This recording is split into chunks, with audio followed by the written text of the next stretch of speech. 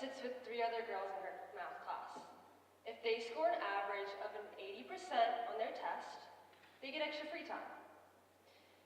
But then, Charlotte found out that the group of boys at the table next to her have to score an average of a 90% on that same test to get extra free time.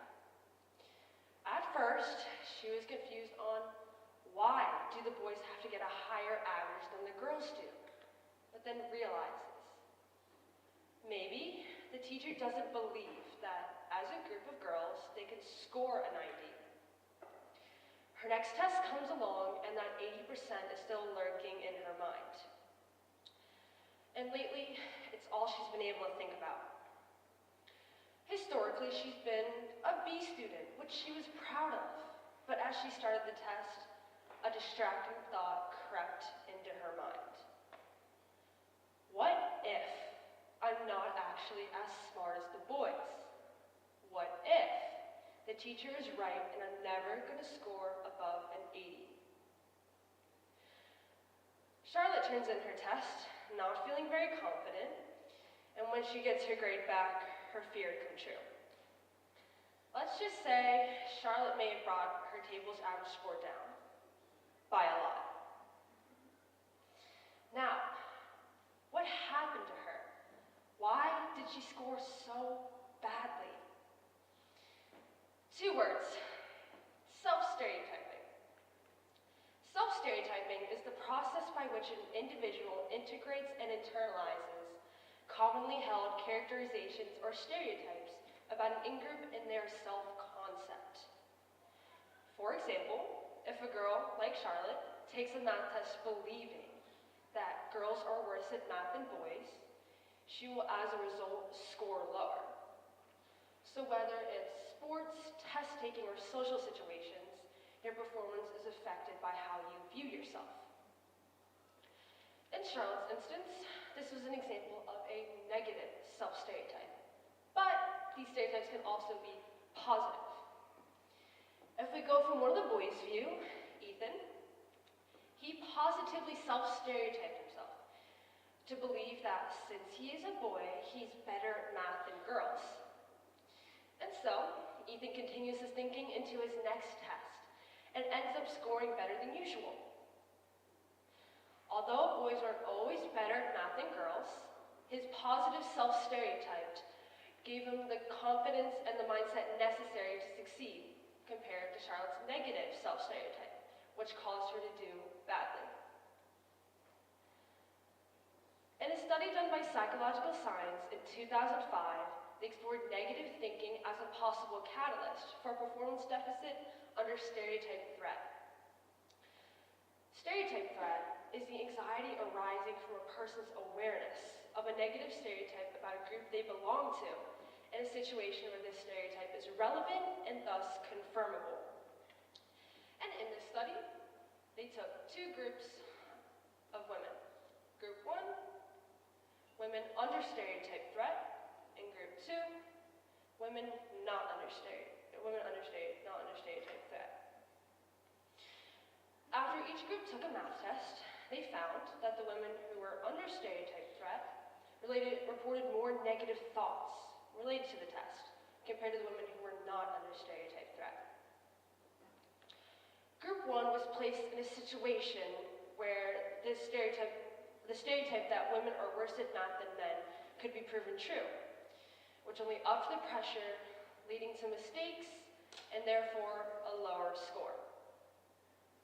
This study demonstrates how negatively self-stereotyping can impact groups of people and perpetuate stereotypes even if those in the group don't necessarily believe in them. A study done by Psychological Science in 1999, they tested how different stereotypes can impact people's thinking negatively or positively. And in this study, they took 3 groups of Asian American women. Group 1, where they activated no stereotypes. Group 2, where they activated the stereotype that Asians have superior math skills over other ethnic groups. And Group 3, where they activated the stereotype that women are worse at math than men. After each group took a test, they found that the Asian Americans who were under the stereotype that Asians have superior math skills over other ethnic groups performed better compared to the women who were under the gender stereotype. But through the study, another thing was observed: stereotype lift. Stereotype lift occurs when a negative stereotype affects the ability or worth of an out-group, then the people part of the in-group experience a performance boost. In this case, the women who are under the ethnic stereotype are part of the in-group and therefore experience stereotype lift. But on the other hand, the women who are under the gender stereotype are part of the out-group and therefore experience stereotype threat. It's amazing how much of an impact a few words can have on a person. All it takes is one sentence and their abilities are affected.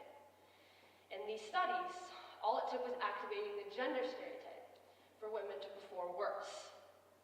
That goes to show how much stereotypes can affect people in their daily lives, even though they may not seem very prominent to some. Now that we have an understanding of what self-stereotyping and stereotype threat is, how can we break it?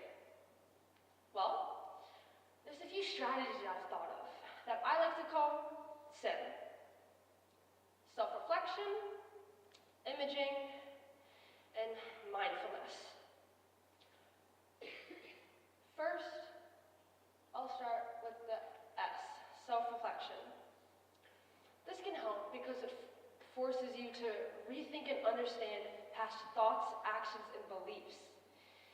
It makes you consciously shift through previous thoughts that may have had some fault, but this gives you the chance to write them and to figure out what implicit biases or stereotypes you may have drilled into your brain. Now, there's many ways to self-reflect, but one good example is journaling. Journaling gives you the creative freedom to reflect on every stereotypic or self-stereotypical thought you've ever had with no fear of judgment from anybody. Next, the I. Counter-stereotypic imaging. This is a strategy where you remember or imagine someone who doesn't conform to a stereotype. If we want to stick with the gender stereotype, Katherine Johnson is a perfect example of a person who does not conform to this stereotype. She was an African-American mathematician and NASA researcher who had a vital role in sending astronauts to the moon. And finally, the M, mindfulness. If you keep focusing on the present, you can recognize a stereotypic thought before you act on it or conform yourself to it. Along with recognizing stereotypic thoughts, mindfulness can also encourage non-judgmental thinking. So together, let's all practice some mindfulness. First, I would like everybody to close their eyes. Breathe in and out. Notice how it flows in and out of your nose. You don't have to change anything, just become aware of it. Next, ask yourself the question, how am I doing today? Notice if any thoughts, feelings, or physical sensations come to mind. Observe what is present in the moment. Next, I want you to ask yourself, what can I do to help myself? What can I do to help myself now or later? Something might come to mind, but something may not, and that's okay. Finally, I want you to take 3 deep breaths.